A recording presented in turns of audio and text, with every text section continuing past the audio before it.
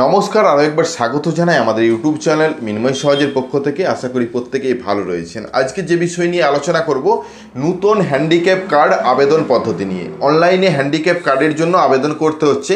আগে হাতে লিখে বা ডাক্তার মারফত বা হসপিটাল থেকে যে কার্ড প্রোভাইড করা হতো, সেটা বর্তমানে করা হচ্ছে না। তো সেই কার্ডটি বর্তমানে পেতে হলে আপনাকে সম্পূর্ণ অনলাইন প্রক্রিয়ার মধ্যে দিয়ে যেতে হবে। তো অনলাইন প্রক্রিয়া করতে গিয়ে দেখছেন সেখানে ওল্ড কার্ড নাম্বার বা সার্টিফিকেট নম্বর প্রয়োজন পড়ছে, সেটা আপনি কি দিবেন?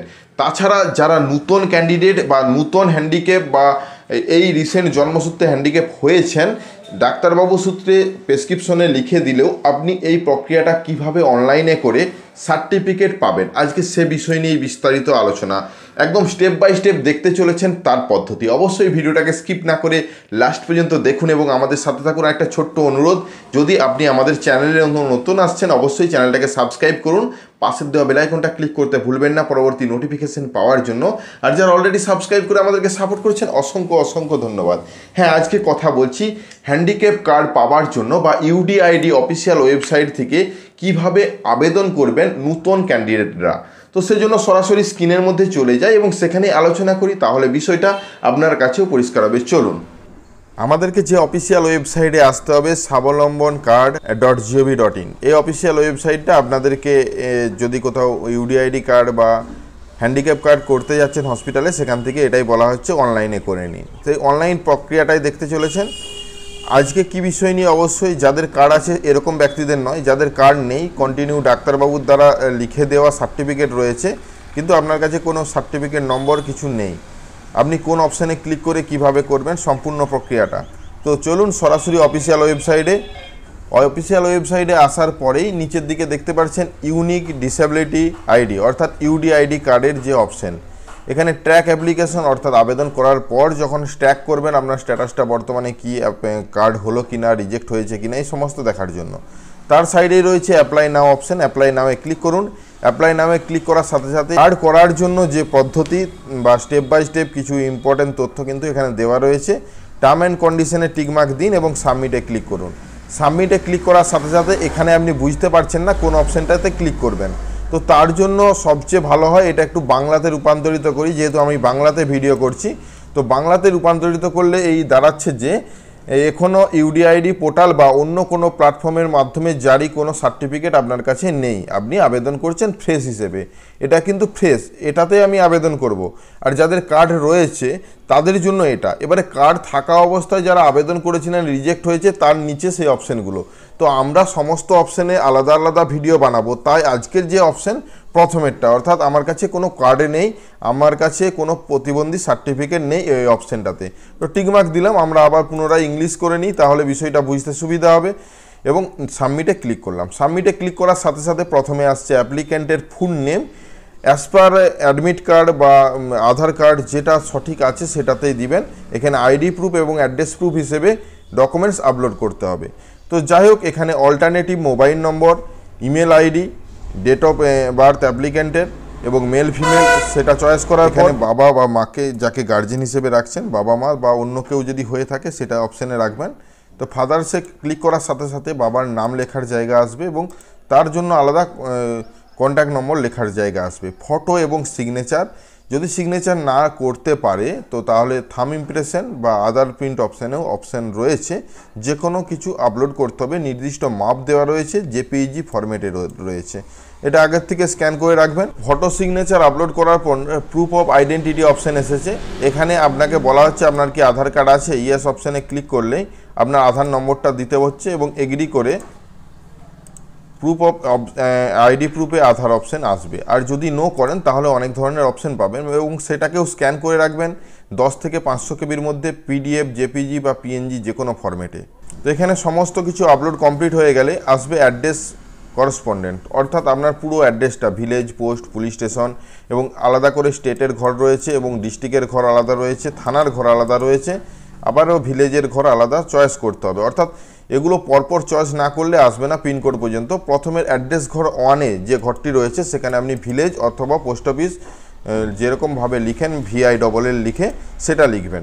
তাছাড়া এখানে যখনই ওয়েস্ট বেঙ্গল চয়েস করবেন, ওয়েস্ট বেঙ্গলের মধ্যে যতগুলো ডিস্ট্রিক্ট রয়েছে আপনি আপনার ডিস্ট্রিক্টটা চয়েস করবেন।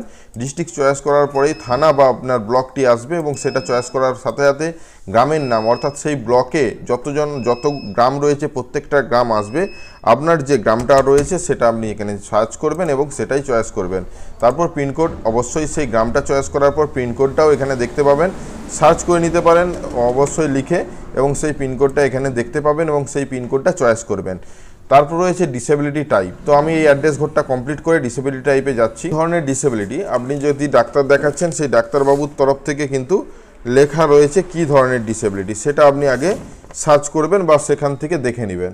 এখানে দেখুন কি ধরনের কি কারণে আপনার এটা হয়েছে, সেটা দুর্ঘটনা, জন্মগত রোগ বা বংশগত সমস্ত অপশান রয়েছে। তো আপনার যেটা হবে দেখে চয়েস করবেন। তো আমি যদিও এটা ইংলিশ বাংলা করছি এই কারণে যাতে আপনাদেরকে এবং আমি বুঝতে সুবিধা হয়।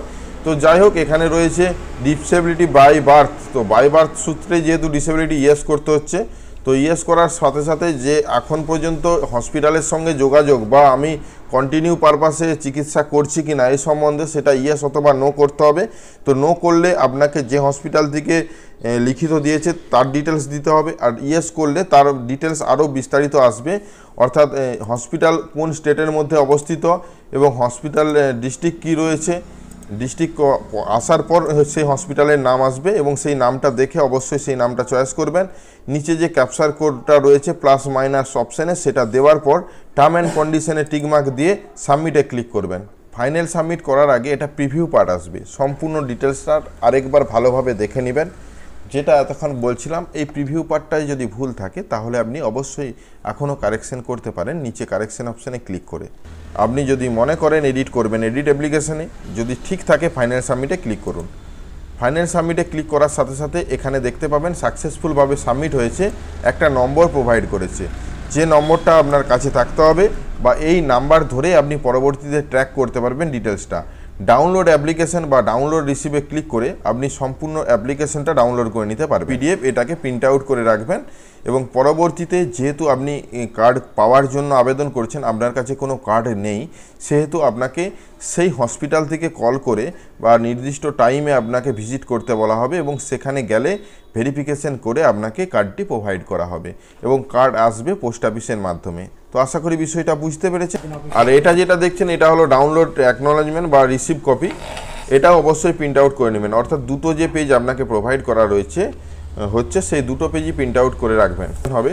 তাছাড়া এই নম্বর ধরে আপনি ট্র্যাক অ্যাপ্লিকেশন অর্থাৎ হোমে গিয়ে ট্র্যাক করেও কিন্তু দেখতে পারেন আপনার স্ট্যাটাসটা কতদূর এগালো। ট্র্যাক অ্যাপ্লিকেশনে গেলেই আপনি এতগুলো অপশান রয়েছে, এখানে মোবাইল নম্বর দিয়ে, এনরোলমেন্ট নম্বর দিয়ে, আধার নম্বর দিয়ে ট্র্যাক করতে পারেন। তো ট্র্যাক করা কিভাবে ডাউনলোড করবেন, এখান থেকেও সার্টিফিকেট পাওয়া যায় অ্যাপ্রুভ হয়ে গেলে, সে বিষয়ে পরে আলোচনা করব। অবশ্যই বেশি বেশি করে কমেন্ট করুন। আপনাদের যদি অন্য কিছু জানার থাকে অবশ্যই লিখে জানান। ধন্যবাদ। আশা করি এই বিষয়টা সম্পূর্ণ বুঝতে পেরেছেন। আরেকটা কথা জানিয়ে দিই, আপনাকে হসপিটাল থেকে এই কার্ড আবেদন করতে বললেই তবেই আবেদন করবেন, কারণ এই সম্পূর্ণ প্রক্রিয়াটা করার পর হসপিটালেই যাবে এবং সেটা বিবেচনা করবে হসপিটাল সূত্রেই। তো সেখানে আপনাকে ভেরিফিকেশনের জন্য ডাকা হবে। আপনি যদি নিজেই ভেবে এই কাজটি করে থাকেন তাহলে আপনার অ্যাপ্লিকেশনটা সম্পূর্ণরূপে রিজেক্ট হবে। তো অবশ্যই সেই কথাটা মাথায় রাখবেন। আশা করি বিষয়গুলো বুঝতে পেরেছেন। ভিডিওটা যদি ভালো লাগে লাইক এবং শেয়ার করে দিন। আমাদের চ্যানেলে নতুন হলে চ্যানেলটাকে সাবস্ক্রাইব করুন, পাশের দেওয়া বেল আইকনটা ক্লিক করতে ভুলবেন না পরবর্তী নোটিফিকেশান পাওয়ার জন্য। আর যারা অলরেডি সাবস্ক্রাইব করে আমাদেরকে সাপোর্ট করছেন অসংখ্য ধন্যবাদ। এভাবেই পাশে থাকুন। দেখা হচ্ছে নতুন কোনো ভিডিও নিয়ে। ধন্যবাদ।